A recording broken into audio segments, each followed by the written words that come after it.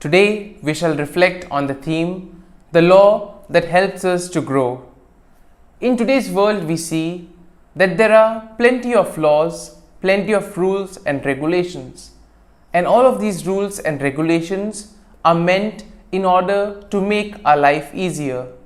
These rules and regulations are there to facilitate life and to make sure that life is comfortable without any conflicts and confusion. But many a times we tend to see these laws as something negative.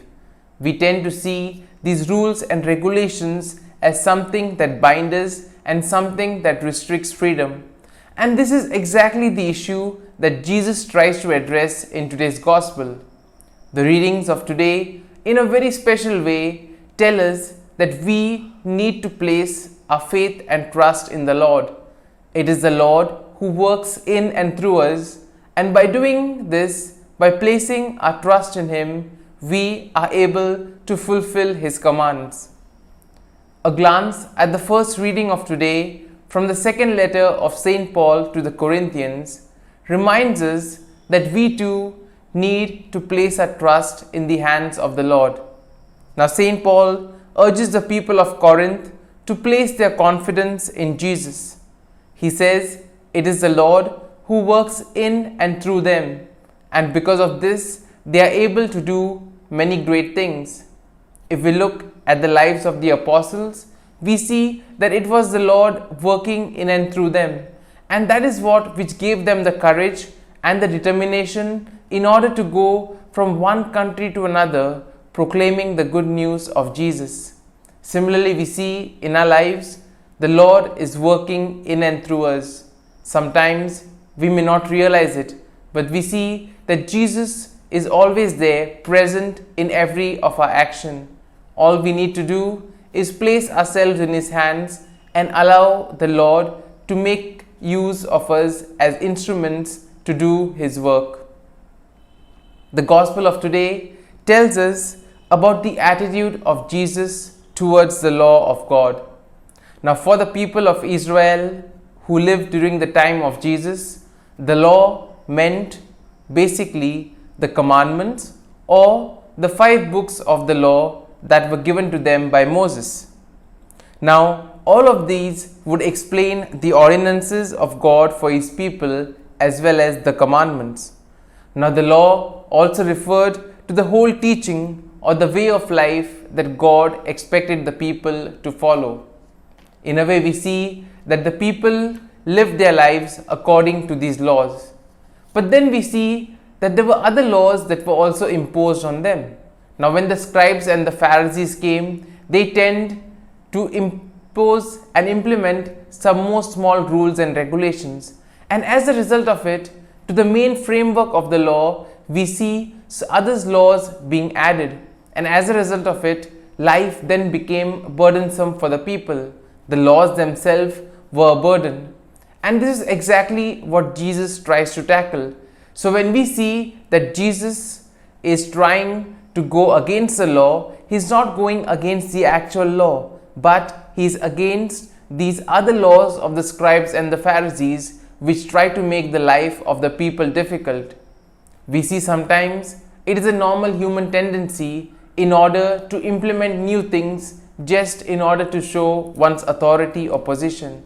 And one could say that the scribes and the Pharisees were trying to do the same thing.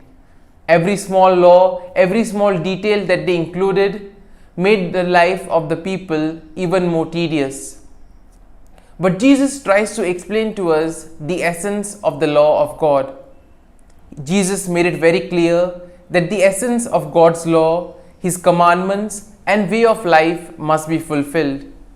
God's law is true and positive, and because it is righteous, it flows from His love, goodness and holiness. It is a law of grace and love, and it is the law that transforms our lives.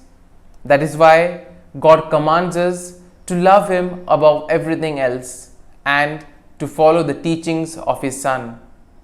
Similarly, we see that Jesus also asks us to respect and revere God. In a way, we are called to revere God and also to revere His goodness and the laws that He has given us. Reverence and respect for God's commandments teaches the way of love, that is, the love of God as well as love of one's neighbor. And therefore we see whatever is impossible for humans is possible for God, because God ultimately wants us to be happy. Similarly, we see God gives His grace and strength of love as He is love. God therefore wants us to love as He loves and to forgive as He forgives. And then we see that Jesus reminds us that He has given us the Holy Spirit in order to guide and protect us in our journey. We see that Jesus promised the gift of the Holy Spirit, who writes the law of the Lord into our hearts. In a way, we see that the Spirit teaches us God's truth and also gives us the wisdom and the understanding in order to discern well and also to understand the ways of the Lord. In a way, the Spirit also protects us against any wrongdoings. It prevents us from doing things wrong and also guides us in our daily journey. But all that we need to do is place our trust in the Lord, and above all, we need to be attentive to the working of the Spirit in our lives. That is why we see the Ignatian method of discernment plays a very important part. So today, as we reflect on the readings of the day, let us ask the Lord for the grace that we too may be able to place our trust in the Lord, and above all, that when we look at rules and regulations, we may have a positive attitude towards them, that we may see them as something that helps us grow and something that helps to facilitate life. Amen.